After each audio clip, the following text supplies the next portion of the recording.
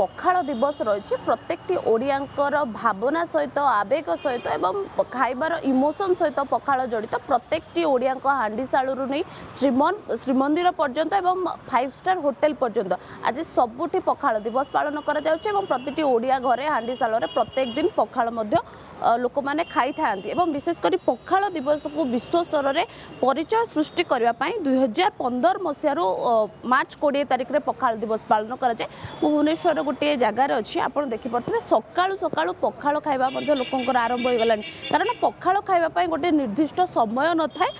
एवं गोटे निर्दिष्ट दिन न थाए प्रत्येकटी ओडिया प्रत्येक दिन पखाल खाई था जेहेतु आज पखाल दिवस रही तो सकालू सकालू दुकान गुड़िक भिड़ लगिलानी गोटे दुकान अच्छी एवं किछि लोक सकाळु पखाळ मध्ये खाउचंती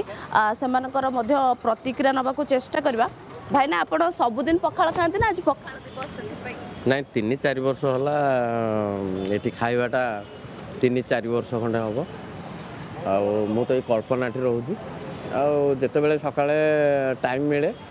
मु आसिक रब्बाई को पाखर सब बेले पखाळ खाए आ एठी खाइले कोन आजिकल तो 30-40 टका नहले कोठी जळिकाटा होई परनी से 25-30 टका भितर जहाँ दौरान सेमती कहीं देवेनि तेणुक आम आसू पखाल तो ये 9टा 9:30 है मिले ता पूर्व आसिक जो टाइम था आम ये खाओ भल लगे 6टा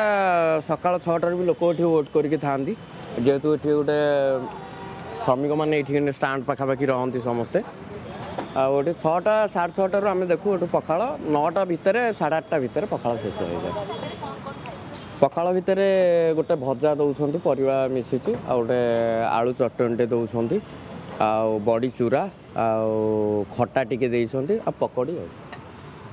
आज्ञा व्यवसाय अच्छा प्रतिक्रिया नेबा भाई ना आपण केते वर्ष हेलानी ए पखाल व्यवसाय करूछंती आ सकाळ सकाळ पखाल बाट दउछंती हमर दीर्घ 30 वर्ष होला आज्ञा दुकान सकाळ 5टा रुकिना स्टार्ट 10टा 10:30 बंद पखाल तो 5 टकर मो स्टार्ट है 5 टकर बर्तमान 25 टका भात भजा आलू भर्ता बड़ीचूरा आचार आ बरा चप ने 30 टका आज्ञा से आचार बड़ीचूरा सब स्पेशल आछि। जदि आपंक आम भिडी भल लगा तेब आम चैनल को लाइक शेयर और सब्सक्राइब करने को जमा भी भूलु नहीं।